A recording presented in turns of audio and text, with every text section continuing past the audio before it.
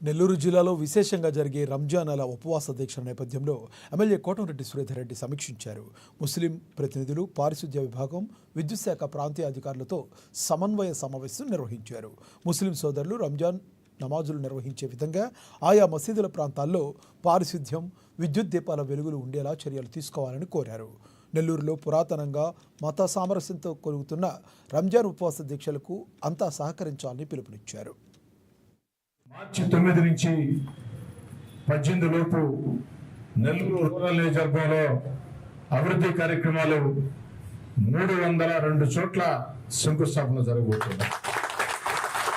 వాస్తవం చెప్పాలంటే నేను ఆ కార్యక్రమం అనుకున్నప్పటికీ నాకు సరైనటువంటి అవగాహన లేక రంజాన్ మాసం స్టార్ట్ అవుతుందని కూడా అనుకోలే. కానీ దేవుడి రాత ఏ విధంగా ఉంటుందంటే ఆ రంజాన్ మాసంలో ఆ అద్భుత కార్యక్రమం చేపట్టాలి కాబట్టి ఆ డేట్లు నేను ముందే చెప్పడం జరిగింది.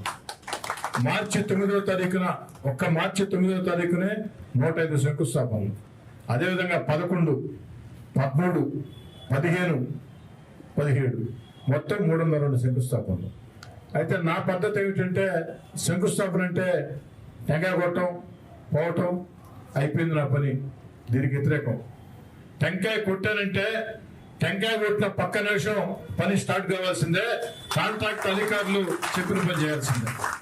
ఇటీవల కాలంలో గత 7 నెలలుగా నెల్లూరు రూరల్ నియోజకవర్గంలో మీ అందరి ఆశీస్సులతో, ఆ దేవుడి దయతో, రాష్ట్ర ముఖ్యమంత్రి నారా చంద్రబాబు నాయుడు గారి ప్రోత్సాహంతో, అధికారుల సహకారంతో అనేక పనులు చేపట్టాం. ఆ చేపట్టిన